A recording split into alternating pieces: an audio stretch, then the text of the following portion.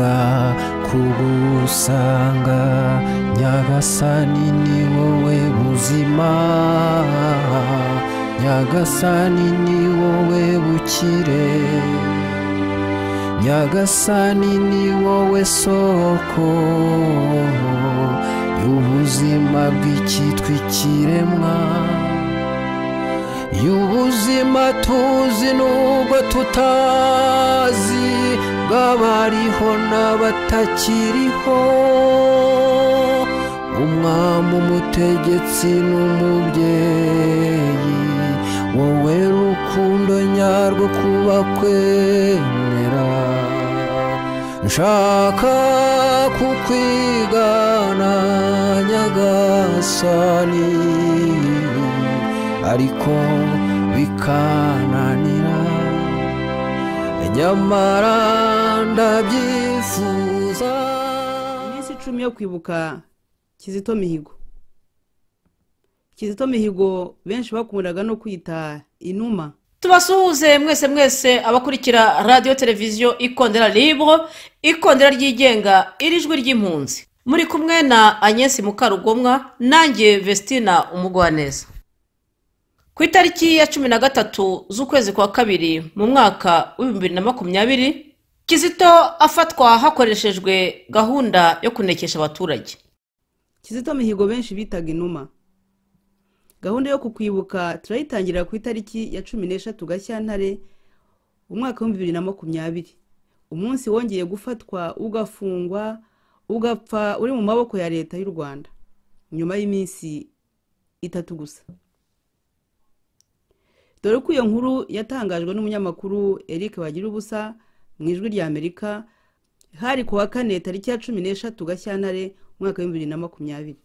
Amakuru ifatwa ry'umuhanzi w'icyamamare mu Rwanda bwana Kizito Mihigo yatangiye gucaracara ku mbuga nkoranyambaga mu gitondo cyo kuri uyu wa 4. Ni amakuru yakwirakwijwe bwa mbere na TV1 ikorera hano mu Rwanda ivuga ko nubwo inzego zibishinzwe zitari zakayemeje yo yari ifite amakuru ko bwana Kizito Mihigo yamaze gutabwa muri yombi n'inzego z'umutekano ubwo yashakaga gutoroka igihugu yambuka mu gihugu gituranye cy'u Burundi. Ijwi rya Amerika ikurikirana ayo makuru yavuganye n'umwe mu baturage bo mu karere ka Nyaruguru mu murenge wa Ruheru akagari ka Remera wabonye uko byagenze maze ayibwira muri aya magambo. Natangiye mubaza uko byagenze. Uko byagenze no kuba Kizito nyine bamubonye ahantu nyine aryamye mu gashyamba ari impande y'umupaka nyine mbese haburaga nk'iminota nk'ingahe ngo yambuke umupaka. Nk'ingahe?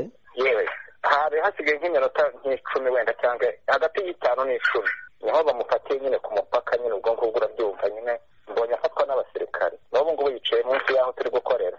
Wowe waba uri gukora iki? Ngewe ndi umusuderi nyine amutambukije nyine aho twakoreraga. Yambaye ate? Yambaye neza imyenda y'imbeho yambaye na fime n'igikapu kinini cyane ahetse mu mugongo nyine. Babwiwe n'iki ko yaragiye gutoroka? Ikibi babwiye ni cyuko yashatse no gutanga amafaranga ngo bamwambutse. Abamubonye bwa mbere nyine babicece kubera kubivuga atanga 300 baranga bahamagara abasirikare nyine. Ababibonye ni bande? Ni abaturage? Ni abaturage bamufashe. Kugeza ubu ngubu rero arinzwe nande? Arinzwe n'abasirikare n'abapolisi. Ubu tuvugana gutya? Ubu tuvugana kuva aho ndi hari na amunoturi. Hari ibisobanuro bari kumubaza? Ntabwo dusungereye ubu tuvugana ntabwo dusungere kuko bamutambukije mu isantere y'ahamukuru bamumanukana nyine n'abanyeshuri bamushungereye nyine ubwo rero bamwicaje ku gahanda nyine kayira kajya ku gisirikare nyine. Aho bavuga yaragiye gutoroka anyuze mu mupaka uzwi na ahantu hameze hate?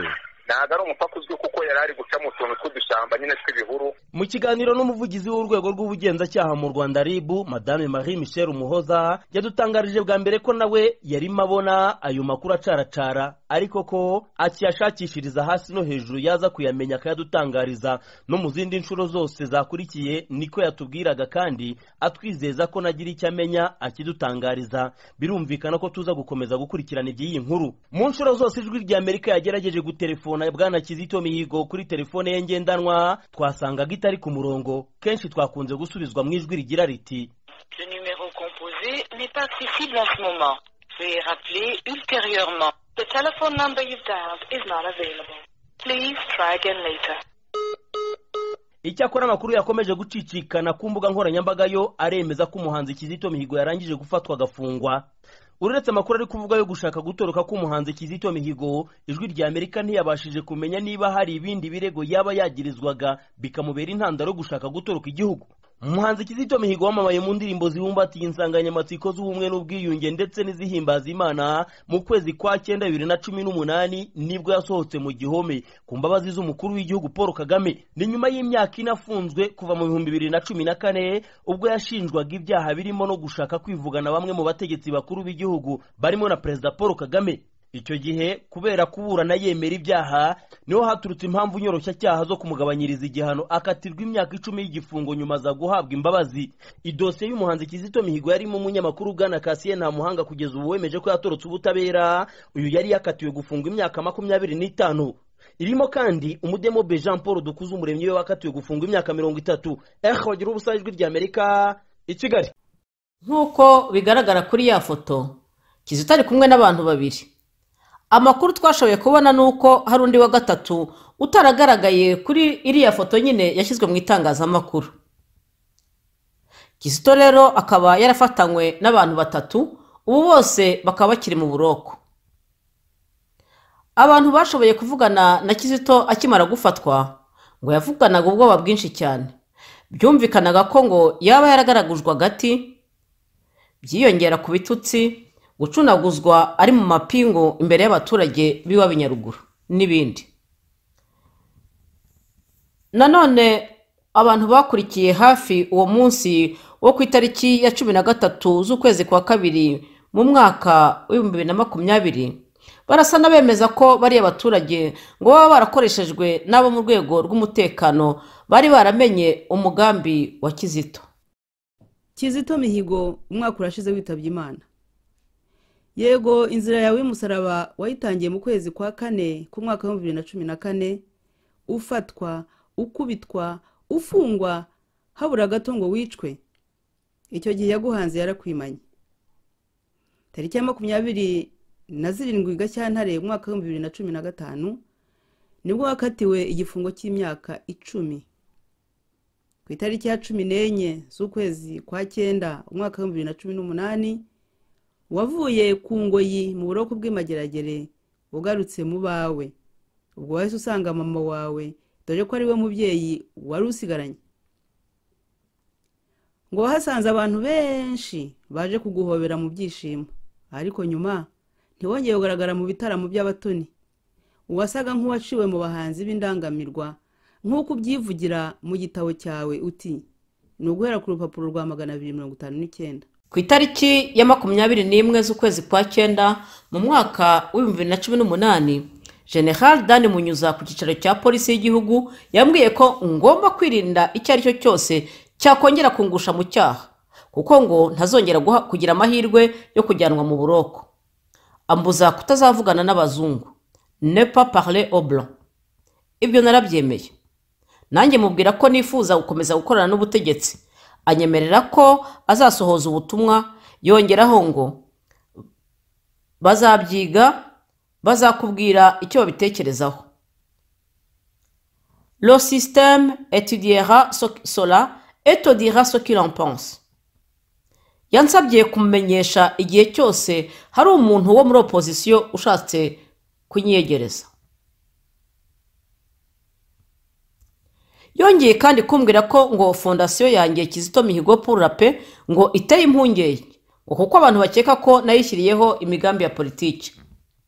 Ku itariki ya 3 z'ukwezi kwa 12 mu mwaka wa 2018, Inspecteur General wa polisi Dani Munyuza yanyandikiye amenyesha ko fondation yanjye itazongera gukora, ngo iby'amahoro n'ubwiyunge mbivemo.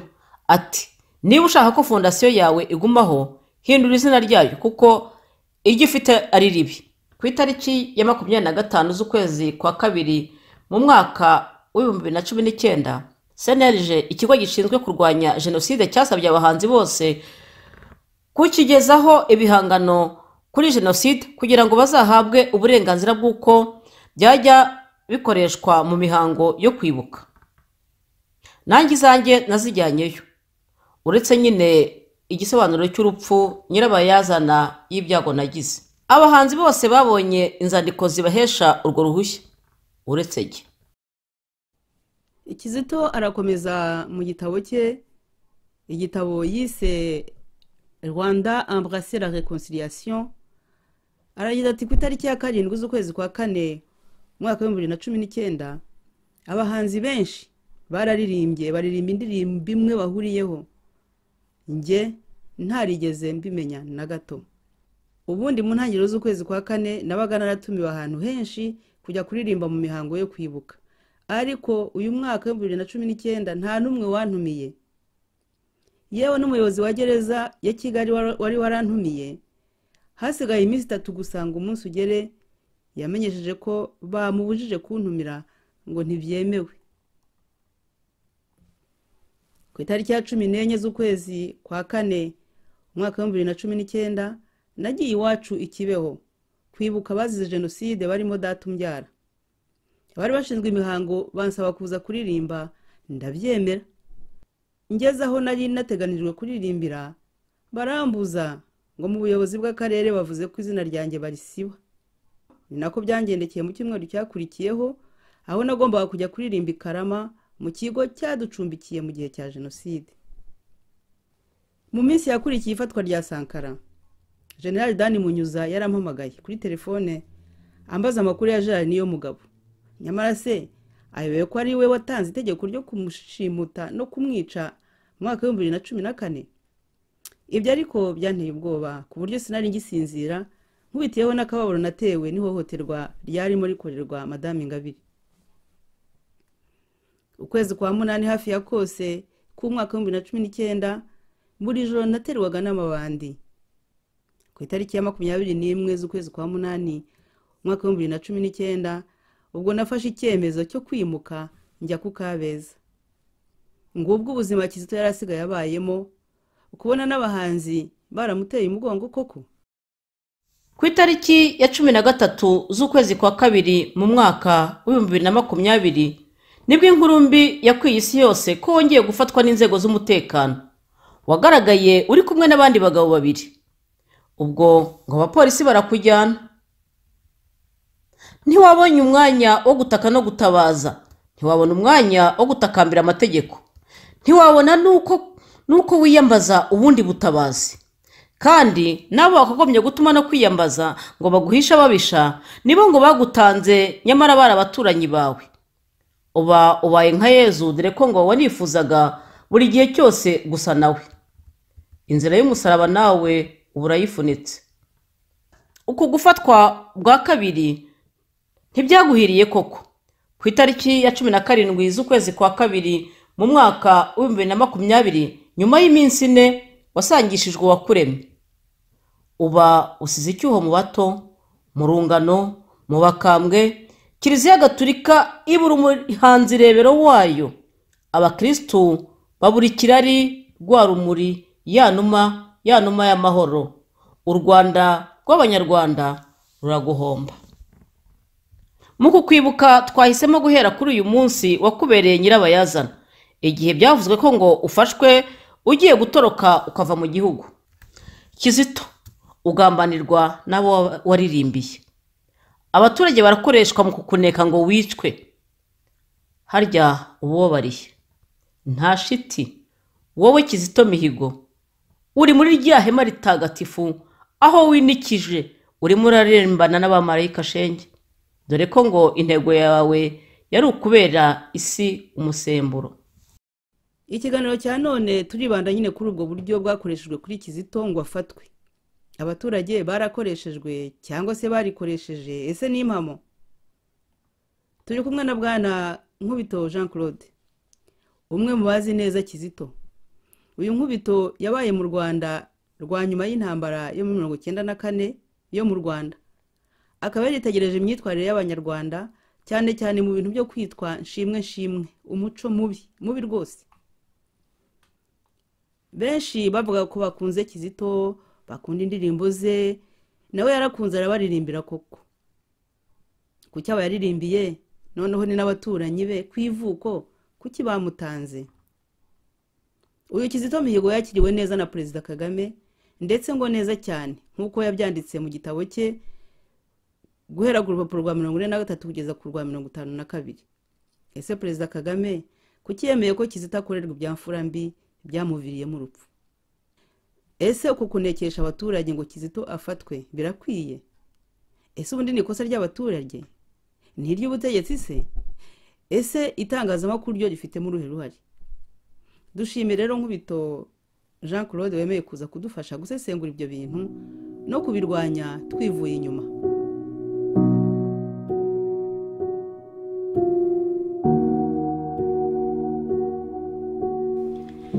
Ndagira ngo nshimire byimazeyo bwana Nkubito Jean Claude wemeye kuza kutuganiriza, wemeye kuza kuganira natwe kugira ngo tuvuge kuri Kizito. Burya hari igihe umuntu aba akomeye n'izina ryo ukumva ritarimo kuza byihuse. Iyo ngiye kuvuga Kizito numva navuga umutagatifu, numva navuga umuntu sinamumenye, ariko numva navuga umuntu ntagereranywa. Kizito rero turi buvuga uyu munsi ni mu kwezi kwa kabiri niho yarangije ubuzima bwe ku isi. Akaba mu byo mu ndirimbo yaririmbye harimo iyo ndetse no mu gitabo cye avuga ko ishobora kuba yarabaye intandaro y'ibyago y'amakuba yagize aho yajyanwe mu buroko, aho yahohoteye kubasomye igitabo cye mwabibonyemo. Ariko iyo ndirimbo yaravugaga ngo urupfu nicyo kibi kiruta ibindi. Bwana Nkubito rero turi kumwemerutse kubona inyandiko wanditse uvuga uti nyamara iyo nyamara ryongeye uvuga ngo urupfu si cyo kibi mu buzima bw'umuntu, uvuga ngo ikibi ni igipfira mu muntu akiriho. Urumva uvuga bimwe na Kizito? tuvuga bimwe kuko urupfu Kizito avuga hari ukumwe cyangwa twe abasigaye ku isi tubona urupfu. Urwo rupfu ni ukuvuga ngo umuntu twajyaga tubana nawe, twasangiraga, twahuraga, wadusekeraga, watuganirizaga, watwigishije, ntitukimubona, dusigaye n'agahinda. Icyo gihe urwo rupfu rwitwa ikibi kuko ntabwo mwongera kubona n'ukundi. Ikindi uretse Yezu wenda wagarutse, nta wundi muntu wapfuye ngo agaruka atubwira ati bimeze gutya. Kugeza ubu ngubu ibyo tuzi ni ibyanditse. Aho rero avuze ko urupfu ari ikintu kibi kiruta ibindi kuko rutandukanya abantu, rurenze kuba amatage, ko nta matage ahoraho, byaba ari byo. Ariko na Kizito ntagarukira aho ngaho, avuga ko rutubera inzira ni cyiza kiruta ikindi. Rwa rupfu rwawe rubi ntabwo ruba rukiri rubi kuko ruba ruri inzira byanze bikunze abantu bose bagomba kunyuramo kugira ngo bagere mu ijuru.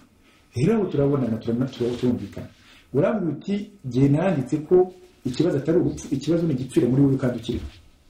Ibi nibyo bita gupfa uhagaze. Ubundi umuntu ni ikiremwa cy'Imana kigizwe na roho idapfa n'umubiri upfa, cyangwa se kigizwe n'umubiri upfa nawe idapfa kumubiri no tuhere kubera ko ari ugaragara. Rero iyo usigaranye umubiri gusa, roho itagihari warayifunze, utakibona umuntu ushonje mubone ko bibabaje, unyura ahantu wahondagura umuntu ntubibone kubera ko bitakureba, umuntu ataka ntutabare, hari ikintu cya roho iba yarapfuye muri wowe. Ni ukuvuga rero ngo icyo gihe urupfu rwa burundu ntabwo ari rwo rubi. Ikibi ni ukuba warapfushije umuntu muri wowe ukabusigaye uri umubiri ugenda. Ntabwo rero icyo Kizito avuga hariya, avuga neza mu ndirimbo yo kubona umuhanga wo guhimba, ntabwo bitandukanye n'iyo mvuga, cyane cyane ko nanjye ibyo nabivuze mbitereye ahandi. Bwana Nkubito rero turavuga kuri Nkubito, turavuga kuri Kizito. Kizito uvugwa na benshi, nanjye umuvuga Kizito ntabwo nigeze mubona. Kizito ibyo namuvugaho nibyo nasomye mu gitabo yasize yanditse, nibyo nkura mu ndirimbo ze. Kizito sinigeze mumenya, ariko nkawe ntekereza ko mwamenyanye. Kizito yari muntu ki? Kuba mu Kizito yari muntu ki? Kizito ni muremure. Kizito ntabwo ngira ngo niyo musomye n'igitabo cye yandikiye ubona ko Kizito kumenya bigoye. Hari Kizito ukwabuzi uvuka kwa se w'umukristo na nyina ikibeho. Uwo nguwo abamwigishe baramubonye. Hari na Kizito w'umuririmbyi, abantu nabo baramubonye. Kizito bwa mbere nabonye nk'umuririmbyi. Nyuma yaho naje kumenya na Kizito w'umukristo. W'umukristo urenze kure baba abakristo basanzwe, urenze n'abakuru b'inama, kuko uburyo iyo mwaganiraga na Kizito ntabwo waviraga mwaho mugende nkaho ntacyo mwumvise. Kizito yari umukristo wafashe ivanjiri ayigira ubuzima bwe. Hari aba mu gitabo cye haravuga n'amakosa yagiye akora mu buzima bwe nk'abantu yagiye akora ibyaha, ariko na Dawudi yarabikoze, ariko ntitubuza kuvuga ko Yezu ari umwana wa Dawudi. Kizito w'umukristo rero njye niyo ntindaho, kuko ibindi byose nta kintu kinini cyari kumuzana Kizito, kuko n'imyaka twararutanwaga cyane. Kizito w'umukristo w'umuririmbyi, ni ukuvuga ngo Kizito yafashe ubukristo bwe, ivanjiri ayigira ubuzima bwe, noneho afata n'akazi ke n'umurimo we n'umwuga we w'uburirimbyi, kuko buriya anabikora nk'ibintu bimutunze, abigira urumuri cyangwa se inzira anyuza mu bukristo bwe kugira ngo abugeze ku bantu abusangize. Uwo niwe Kizito namenye. Twaraganiriye na Kizito, twaravuganye na Kizito, twarabonanye na Kizito, ariko uwo Kizito nabonye na n'ubu sindamwumva, kuko ni umuntu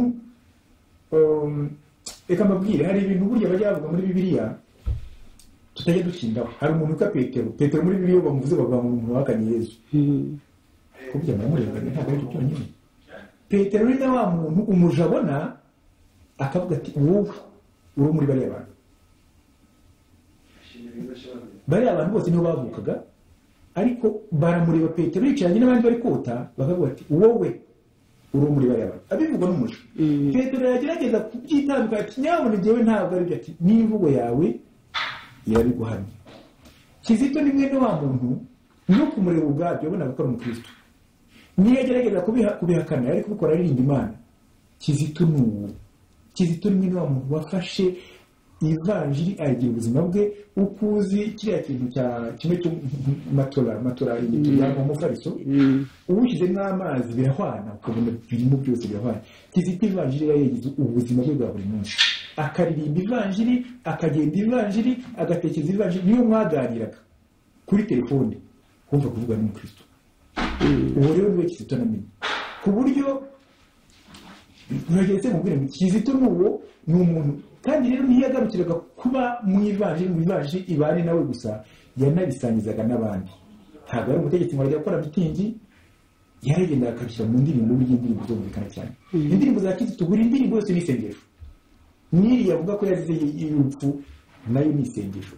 Ibintu byose Kizito yavuze, ibintu byose Kizito yakoze, byose ni isengesho. Musubire mu ndirimbo ze zose wabonaga naziririmba humirije, kubera ko Kizito yari umuntu wafashe umwuga wo kuririmba, ko ari umwuga we, awugira inzira acishamo ubutumwa bw'ivanjiri. Yari yaragize ukwemera ko kwa buri munsi n'ubuzima.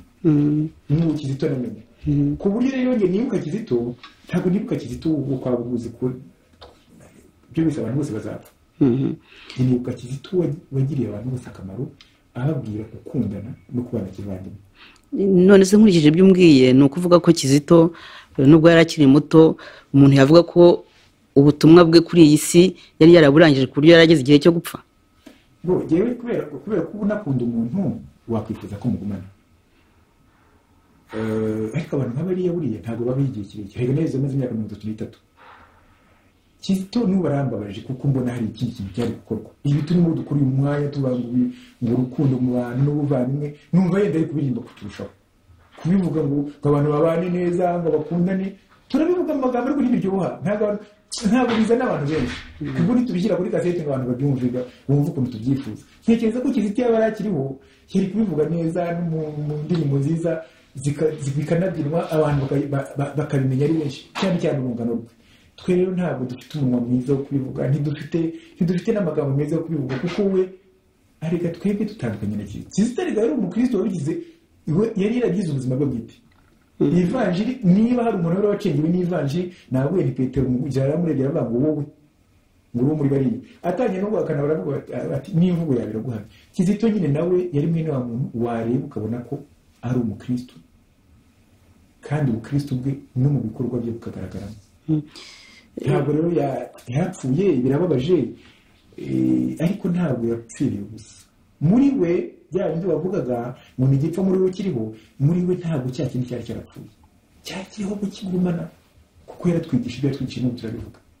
none se niba yaratwigishije tukaba tubivuga, twibuke ku itariki ya 16 hari mu kwezi kwa kabiri ni umwaka ushize, twibuke abaturage bamwumvise, bumvaga ibyo avuga, abaturage barababajije, abaturage nibo ngo banamubonye, ngo bamubona ngo yenda gutoroka ngo ajye i Burundi. none se abo baturage bemeye kunekeshwa, nta uvuga abo bakoreraga ariko bavuze ko bamubonye. Abo baturage banekeshejwe bakajya gutanga Kizito wabigishaga, ni ukuvuga ko batamwumvaga. nkunda abanyarwanda cyane, kandi ngira ngo Kizito we yafashe ibajeri ayigira ubuzima bwe, ariko nanjye urukundo rw'abanyarwanda numva bakunze ukuntu, ku buryo nta bacira urubanza rw'uko batandukanye, mbone ko batandukanye n'abandi bantu bose bo ku isi. mu mpungenge ntabwo urugero ruto mbere yo gusobanura ibyo bintu. Ntekereza ko mu bantu bari bashungereye Yesu cyagiye ajya kubambwa bamukubita bigeje kuva mu nyuma y'imizeti kugera ku musaraba, harimo abantu byanze bikunze bari barariye kuri ya migati yatubuye, harimo hariya hatutse n'ahantu mu bageze muri Israel bari bari ko nihatuye, harimo byanze bikunze abantu bari baranyoye kuri ya nsanzwe zikana, harimo byanze bikunze abantu bari barabonye umuntu yakijije. Ntabwo ntekereza ko babitewe n'urwango bari bafite Kizito, ariko burya dukunze kujya mu kivunge, abantu bakunda kugenda mu kivunge, abantu bakunda shimwe. Ikindi kandi burya mujye mumenya ko ubutegetsi nibwo bufite ubushobozi, nibwo bufite n'ubutunzi. Akenshi na kenshi iyo wumvikana nyumba 10, ukumvikana na nyumba 10 umukuru w'umudugudu, ukumvikana n'umukuru w'isibo, baguha ibishyimbo byinshi kurenza abandi mu gihe cya covid n'iki abantu tuntu duto ariga ni wa muntu nyine muri twe yagenda apfa, umwe nyawe agenda apfa muri twe kubera inda, kubera ubushonji, kubera no kugira ngo narebwe neza, biba no kugira ngo narebwe neza kuko uramutse mu ruhame. Abari abaturage ushobora kumura uti bishoboka bite ko bageze igihe bagatanga Kizito kandi yarabaririmbiye, ariko nawe rero ati nigishe muhame mundeba, akwere two kubijyana mu yobokamana gusa, kuko ngira ngo ubu tubwira ntabwo bigarukira gusa mu yobokamana, nibwo Kizito ari byo yashyize imbere, kuko ubutumwa bwa Kizito ntigarukira mu yobokamana, ni mu mibanire isanga, mu mibanire myiza y'Abanyarwanda isanga n'abantu ku isi, werenge na Kongo, arimba n'Ubufaransa. Mu gihugu nk'u Rwanda abantu bose babaza abandi, iyo umuntu akubwiye ati kanaka baravuga ngo waheye, bati wahangara, kera uzi ko n'abantu baniga mu mashuri baturutse impande zose, ati aho ndahazi nakoze stage, ugahita usanga ari abaturage bavuze. Kizito nawe hari ahantu bari bamuzi, babona ko agiye, babona ko yafunzwe, byose bari babizi, kandi n'ibitangazamakuru naryo rikora ibintu bibi cyane rimwe na rimwe iyo ritaba itangazamakuru ry'amahoro. Iyo ritaba itangazamakuru ry'amahoro riharabika abantu, rikabahindura iciro ry'imigani bakabanga. Iyo rero ryamaze kuguteza abantu, nacyo gituma nkunda kuvuga nti dukeneye kumenya icyo leta ikora cyayo n'igikorwa n'abantu, kuko ririya tangazamakuru ritari itangazamakuru ry'amahoro ryibasira abantu, ribateza abandi. Na jenoside niko yabaye, na jenoside burya itangazamakuru ryagiye mu ruhare k'ubwo buryo, kuko itangazamakuru ryatezaga abantu abandi. Ngeze muri Kangura atangiye atatunga abantu agatoki, bo batunze agatoki kabikitso, rimwe atazi n'ibyo ari byo. N'ubu rero hari itangazamakuru ritunga agatoki, rinarengera rigaharabika umuntu rikagera mu buzima bwe bwite, noneho bigatuma abaturage kubera ko radiyo ibageraho bakagera igihe bagafata uwo radiyo ivuze abarangiye, ababaye umwanzi w'igihugu. Kizito rero bari baramaze kumugira umwanzi w'igihugu, ku buryo bumvaga yamutanga ashobora kumva ko yakunguka. Niko byagenze. Ntabwo ari uko mu gihugu hari abantu bose baneka, nubwo bavuga byo bita gutangira amakuru ku gihe, ntabwo ari iyo mpamvu yonyine. Hari n'icyo kintu cy'uko abaturage n'abantu bihutira kuvuga utuntu, bishimira ko babaye ba mbere mu gutanga amakuru, noneho bigatuma babikora no ku bantu babo, no ku bantu b'inzirakarengane. Kizito bakamutanga. Birambabaza cyane kubona n'abaturage batanze Kizito yaririndiye. N'ubu ngubu ntekereza ko banarebana bakagayana, ariko niko byagenze, kuko ntabwo ntekereza ko ari serivisi, ari urwego rw'iperereza rwari rwihishe mu baturage ngo bari n'abaturage bari babazi hariya. Ariko bagize nabi kubera ko niko mu gihugu bimeze, niko mu Rwanda bimeze. niko mu bihugu bimwe na bimwe mbese munsi mu Rwanda honyine no muri Tanzania buriya sinzi niba bikibaho ahubwo umuntu yageraga ku mudugudu ugasanga bagiye kuvuga ngo hari umuntu usa gutya na gutya mushyashya kuko atambaye nkabo. Ni ibintu byo muri Afurika bitera n'agahinda bakabeshya ngo bijyanye n'umuntu guturana mutabangamiranye ko mwamubangamiranye ko murayebuzwa. Ni bibi rero bitera agahinda ko abaturage babana no gutanga abandi rimwe na rimwe nyina ngo babazi ko bari bushingwe ko ntabwo batekereza ku ngaruka ziri buze.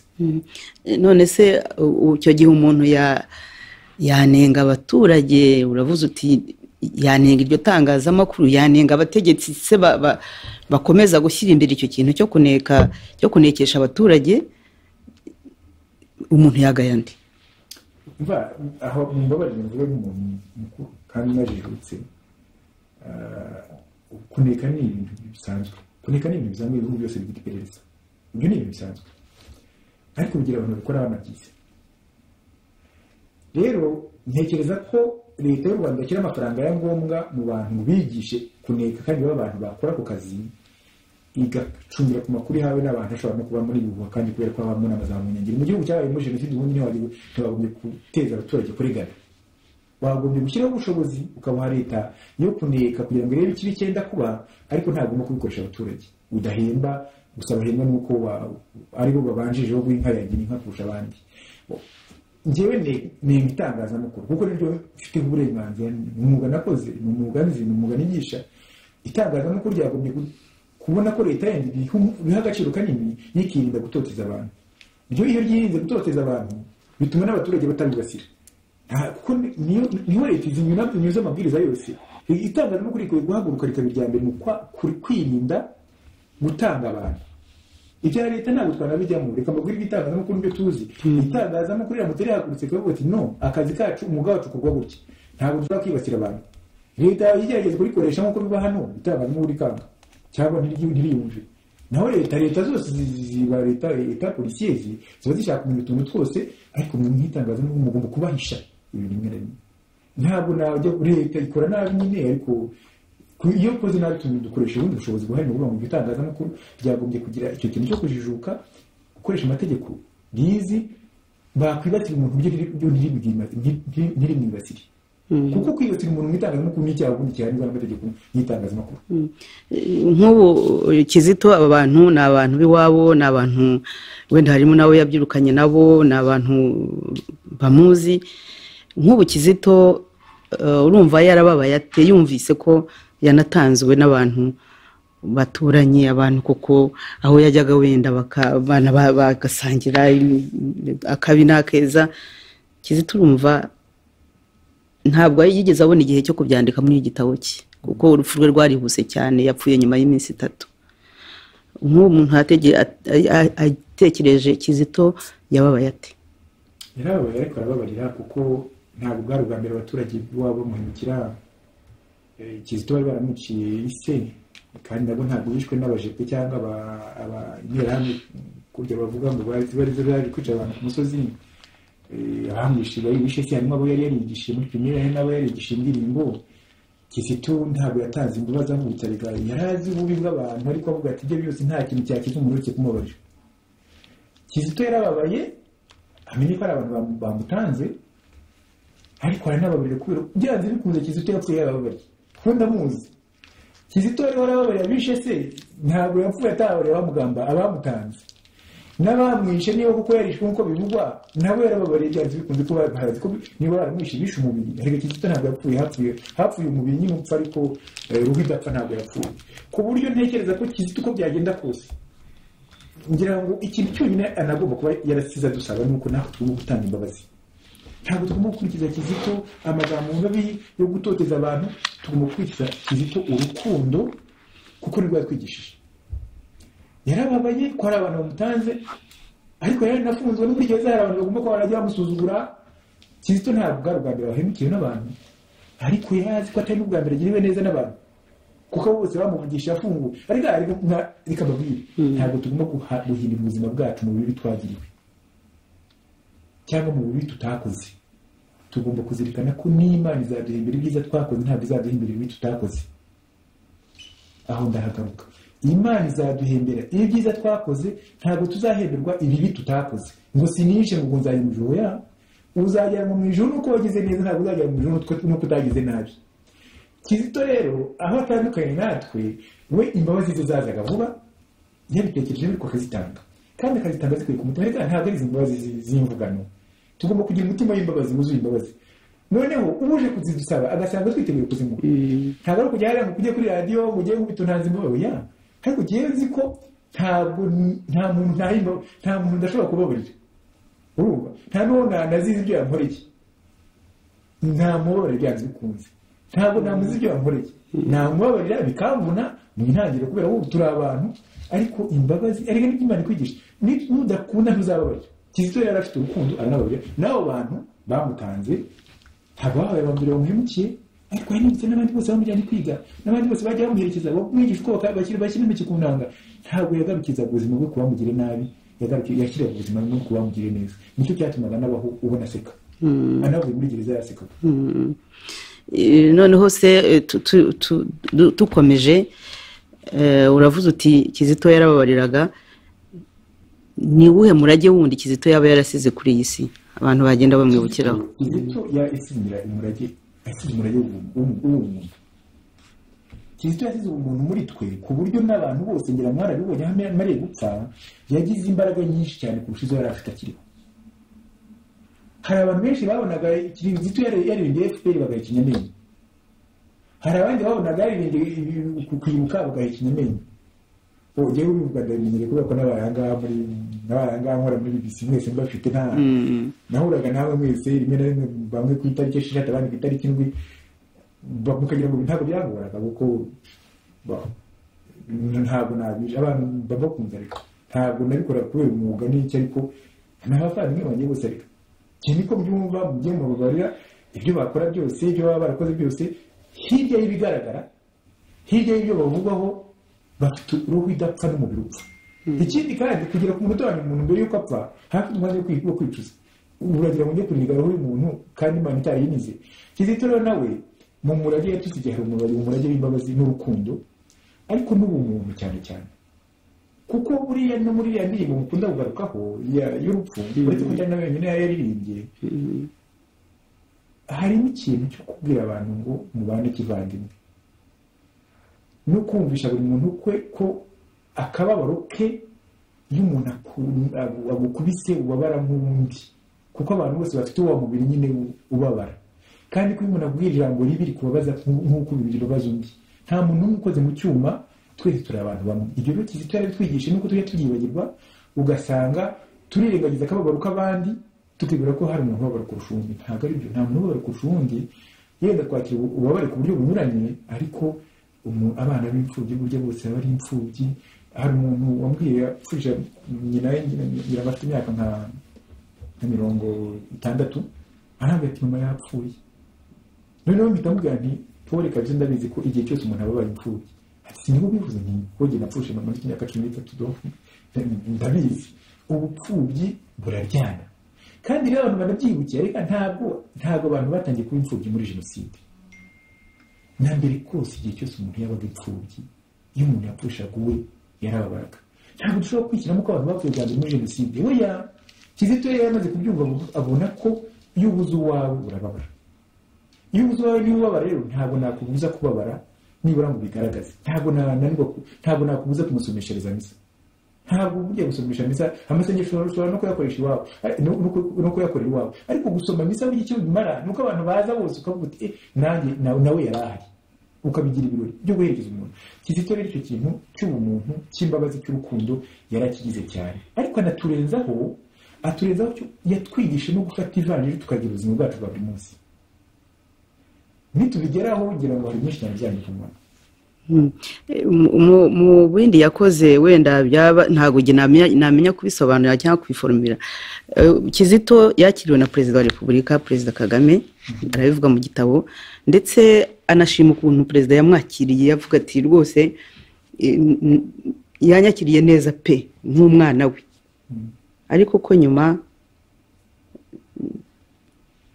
sinavuga ngo ko yamutanze, nyuma ntabwo byagaragaye ko yibuka uwo Kizito yakiriye. Birangora cyane kubivuga ko urabona n'abantu babiri bombi ntaganiriye nabo. Kizito kubera yarabonanye na perezida kuko barabivuganye nyuma yaho twarabiganiriye yaranagiyeyo angana n'ukuntu yamwakiriye ngira ngo yanabyanze mu gitabo ariko gihe ndanabindi mbwiraga ko yakiriwe neza mu rugo kwa perezida. Kuba harageze igihe Kizito agatangwa ko nicyo cyabaye, hari ikibazo kiba mu Rwanda muri iki gihe kibabaza abantu bakwiye no gucikaho, ni ikintu cyitwa kugambanira abandi. Abantu baragambanirana kandi bakabeshyerana, ntabwo ngiye kubisobanura ngo mube ni ibintu byumvikana, ariko burya abasangira ubusa bitana ibisambo, bikaza no gukururana byanyu byo ko ubona abantu bamwe bafata ubutegetsi none bakirukana abandi nabo bandi bakazabasimbura bakabirukana. Buriya birajyana, twe tugarukira mu bintu bya hano mu rugo. Hariya mu Rwanda umuntu aba afite isoko ndakamugambana ngo arimwambure kugira ngo warifate, ariko haramutse hari amasoko menshi ntabwo icyo kibazo cyaba. Haramutse hari rwa buvandimwe rya soko ufite twarigabana.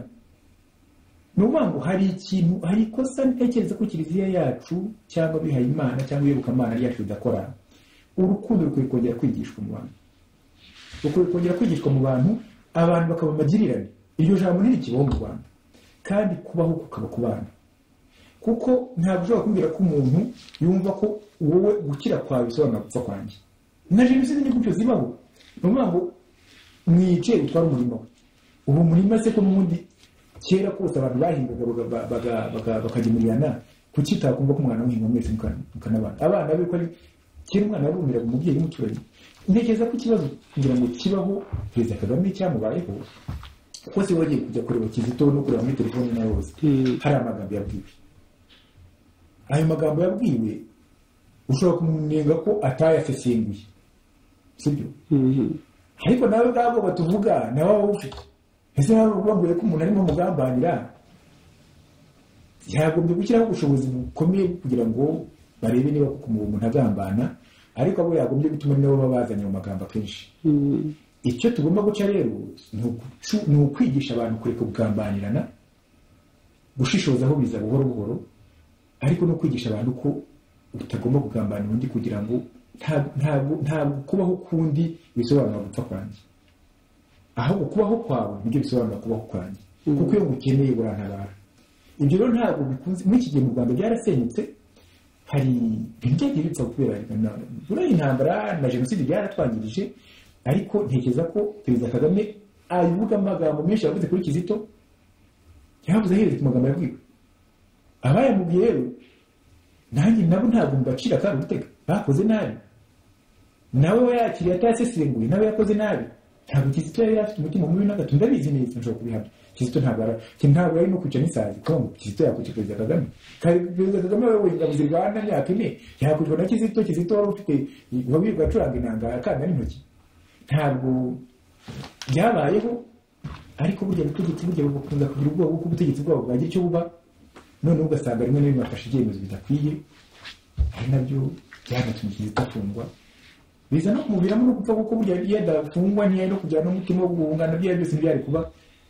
Ngira ngo ese ko abantu baba batatubwiye ukuntu babyakiriye, yenda basanga nawe bavuga atari ko yamuntu yagomba gupfa. Ntawe ubizi, ariko simuvugira simbizi.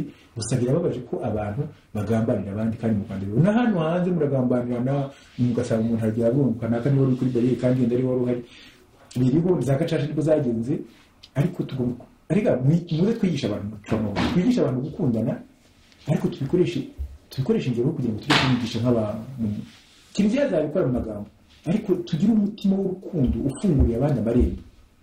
Ntabwo twakwiriye turi mu bategetsi b'isi bagura amarembo, twebwe yacu tutarayaguye. Ngira ngo ni tuzagenda twumva buhoro buhoro, ariko kiriya gihugu ntabwo nagihebye jewe. Mbona ko hari ibintu bizahinduka buhoro buhoro, uko tugenda tubivuga gutyo hari ibintu bizahinduka, urukundo rwawe ruzagaruka. Hari n'undi murage wenda ntabona wa mugani uko nkuvuga, cyangwa se bigaragara ko Kizito yari uko yabyifashemo, uko hari indirimbo yagiye aririmba nyuma, hari nk'iyo ntekereza yavugaga yasabaga Imana ngo ese uwashaka kugusanga yabigenza ate ko numva nanjye mbikeneye ukavuga utese uyu nguyu agomba kuba kuko ashaka gusanga Imana agomba kuba arambiwe kuri iyi si. Ibyo ni umuntu yabivuga ngo iki? ntabwo ntekereza ko yavugaga yifuza gupfa. Abantu tuba dushaka gusabana n'Imana nyabyo, kuko kugeza ubu ngubu usanga Imana iri hariya natwe turi hano, ariko ntabwo ariko bimeze. Ubundi muntu ni ikiremwa cy'Imana, icyo nicyo kibanza mbere yo kuba gifite roho idapfa no mu rupfu. Rero iwanyu mu rugo wagombye kuhahora, wakabakumbura buri gihe ukahoza agatima.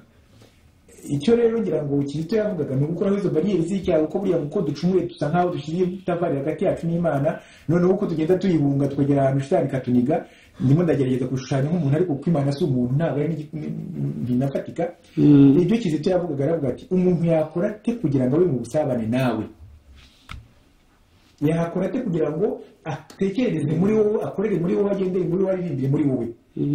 Ariko rero yabigezeho, nubwo bwose bimwe n'imwe tubona mu gitabo cyangwa ibyaha ajya agakora, ariko nakubwiye nti na Aburahamu yaracumuye, abantu bose Imana yakunze benshi barapfa, uretse Bikira Mariya tutazi utigeze acumura, ariko abandi bose bagiye bacumura. N'uwo Petero twavuze burya yajyaga agira utuntu tw'amakosa, ariko uzarebe kugera ku munota wa nyuma niyo muntu wicuzaga buri gihe. Kandi Yesu yambwiye ati Petero, gerageza wongere ukwemera. Arimo agenda mu mazi atebera, atwemera akazamuka. Ntabwo ibyo Kizito yavuga ntabwo yabifuzaga gupfa, yifuzaga kugira ubusabane n'Imana bumwe bugaragara, butuma atekereza mu Mana, agakorera mu Mana, akifuza Imana, akagendana n'Imana ikamujya imbere. N'ibyo yifuzaga, ngira ngo yapfuye yarabigezeho. Niyo mpamvu tumuvuga uyu munsi, kuko Kizito yabaye umukristo. Kizito twibuka mu by'ukuri ntabwo ari umuntu w'umunyapolitiki, mwese tubyumvikanaho. Ni umuntu wafashe ubukristo bumurikira politiki. Buriya abanyapolitiki baramukunda kubera ko ubukristo yari afite bwamurikiye urukundo rwagomye kurenga abanyapolitiki uyu munsi. Ntabwo agomba kubukoresha nabi. Urukundo rwa Kizito n'urukundo rwa mugenzi wawe nk'uko wikunda. Nagira ngo dusoze ikiganiro, niba hari ikindi wakongera kuri Kizito ku bijyanye n'ubuzima bwe yabaye ku isi, n'umurage yaba asize, nuko ari abo badukomokaho n'abazakomoka ku badukomokaho, uwo murage basigara n'ukuntu bawusigasira. Kizito rero, ngira ngo dukwiye gushimira Imana ko yabayeho. Buriya u Rwanda rwagize umugisha ukomeye kugira umuntu nka Kizito. Mu gihe gito cyane yabaye, uretse kutamenya imyaka 30 yari myinshi, Kizito yafunguriye amarembo abantu ngo batekereze. Hari urubyiruko rwinshi cyane Kizito yarapfuye, ubona ko ruhagurutse rutangira kuvuga ibyiza by'ibyo yavuze. Kandi uretse ko abantu bihutira gutekereza ko uvuze Kizito bavuze ko politiki imeze gutya na gutya, ntabwo ari byo. Kizito abantu bamwibukira kuri urwo rukundo n'izo mbabazi. Kandi izo mbabazi hariya mu Rwanda zirakenewe. Na hano hanze umuntu araza ngo buriya akorera Kigali. Yaba akorera Kigali, si Kigali ngo mubwire bakoze. Icyo ni murabipfa. Kizito yatumye twaratangiye kwiga gutandukanya umuntu n'icyo akora. Ni ukuvuga ngo njyewe niba mfite umuntu w'umutegetsi, tutumvikana ko nshobora kugira ibitekerezo bya politiki bitumvikana n'ibyo, akaza kwivuza hano muri Saint-Luc cyangwa muri Erasme cyangwa hariya muri Saint-Pierre, mvuze ibitaro ngira ngo bihano, nubwo twaba tutumvikana, nubwo twaba nta sano dufitanye, ariko ngomba kumuha amaraso kugira ngo umubiri we ukiri wa wundi twavuze udapfa. Hanyuma ibindi bya politiki nushaka nabo mukubita urushyi uti kuki utemera ibi, ariko wamuhaye amaraso kuko nawe ntawe guhaye. Ibyo rero ntabwo twari twahagera. Dufite ikibazo gikomeye cy'uko nubwo abantu bakizito bitubwira, usanga hari abantu bifuza abandi gupfa. Ngira ngo nabigarukaho, nifuza kutabigarukaho, ariko ndabigarukaho. Hari ibintu maze igihe mbona bibabaje, ndakunda ariko wenda singiye utabikunda. Ni mu minsi ishize hakwiye inkuru ngo Perezida Kagame yarapfuye, iravugwa birakwira. Twese tuzi ko Perezida Kagame ntabwo yapfuye rwose, kuko ntitwamubonye misa ya Musenyeri Kambanda. None se ijya misa ari nk'abantu b'abapadiri kwiganye, singiye kubavuga amazina hano kubera ko mutaje mu kiganiro, paramubonye yarahari. Kandi icyo gihe hari hashize amezi arenze 6 bavuga ko yapfuye. Ntabwo Perezida Kagame yapfuye. Reka niba yapfuye, ariko no muri kwe twabonye avuga ijambo muri biyoroke. ariko ikibazo si uko wenda bavuga ko umuntu yapfuye kenshi na kenshi bashobora kuvuga ko umuntu yapfuye atapfuye ugasanga n'umwana padiri ubaridi baramubita ariko agenda akomeza asubira aza gupfa nyuma. Ikibazo ni uburyo tubyakira, ikibazo ni uburyo twishimira urupfu rw'undi, kuko muri Bibiliya uretse no mu Kinyarwanda, mu Kinyarwanda nta muntu wishimira ko undi yapfuye. Kiraziririzwa n'uwapfuye n'umuntu ushobora guhinga ku munsi ukurikiyeho kuko ni ukumuhinga ku musiba. Noneho yawe ni namuzima, urumva nibyo twanavugaga tuvuga ngo abantu bashaka baraganira bati uraganira n'umuntu umwifuriza urupfu, ubwo se uragira ngo araza azi kuganira n'umuntu umwanga umwifuriza gupfa, aravuga ati none arafata umuheto nawe ufata undi. Kandi twarabibonye njyewe ni nabyo mwari icyo gihe mara mu buryo gushakisha amahoro, nta na rimwe intambara, nta na rimwe intugunda zizana amahoro. Amahoro azanwa nuko abantu bicaranye bakareba icyo bapfa, bakareba icyo bapfana, bakareba icyo bapfana, icyo bapfa bakakireka. Nibyo ndabwira rero nuko urabona kubona abantu bajya hariya bagasa nk'abakora umunsi mukuru ngo umuntu yapfuye bakabigira ibirori, bashobora kuba batamukunda, ntabwo bari bamenye gukunda abandi. Nibyo turimo tuvuga tuti abanyarwanda bagomba kwiga gukundana.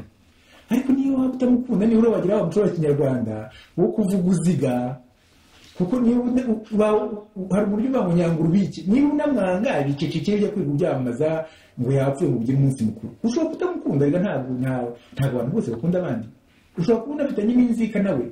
Ariko mu Kinyarwanda tugomba kuba abanyarwanda, tukaba abantu, nta muntu wishinga kundi yapfuye. Noneho by'umwihariko inyana apfuye, rero utangiye kubika umuntu utapfuye ukanabigira umunsi mukuru, iteka ryose agufata nk'umuntu umwanga.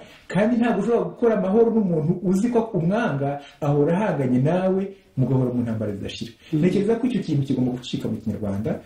Kizito yatwigisha urukundo, atwigisha ubuvandimwe, twige gukundana kandi bive ku mutima. Ntabwo nshaka ko byatubanga ndagukunda nka bya bindi bya byizorese ndagukunda beshya kugira ngo agukureho utwawe. Tugomba kwiga gukunda mugenzi wacu nk'uko twikunda, kandi bizanwa nuko buhoro buhoro ugenda ureba icyo agufitiye, icyo akumariye.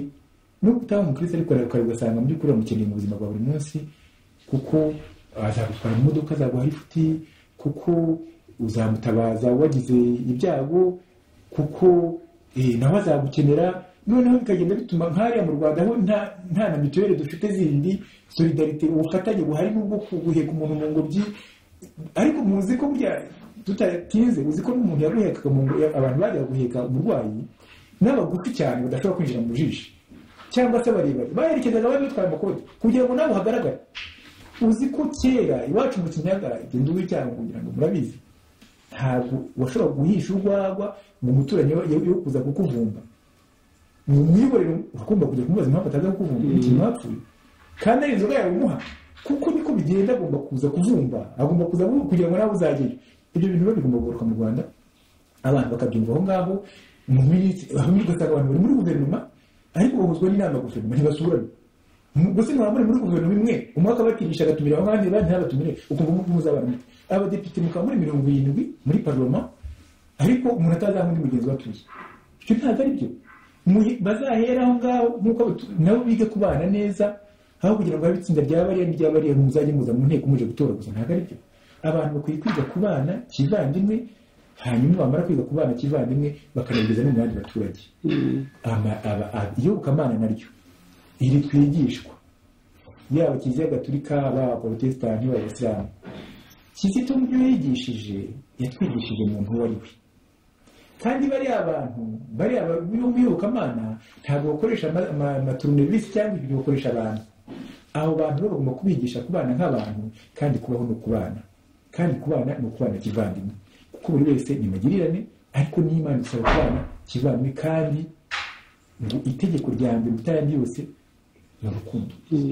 Ngira ngo nta kindi umuntu yarenzaho. Kizito tuzahora tumwibuka, ntimuzajye muhora murira. Kizito cyo kwibuka turira, Kizito no kwibuka tureba indangagaciro yadusigiye z'urukundo, ubuvandimwe n'imbabazi, hanyuma tukagerageza kuzishyira mu bikorwa. Kuko umuntu utagira imbabazi, umuntu udakunda mugenzi we, umuntu yishimira ko abandi bapfuye, uwo nguwo ntazigire na rimwe ajya kuvuga ngo yibuka Kizito.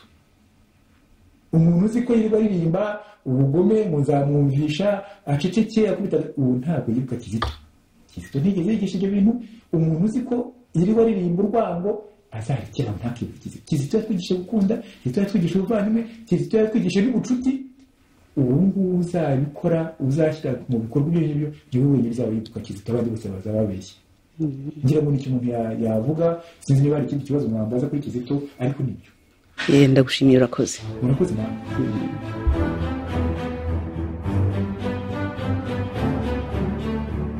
Thank you.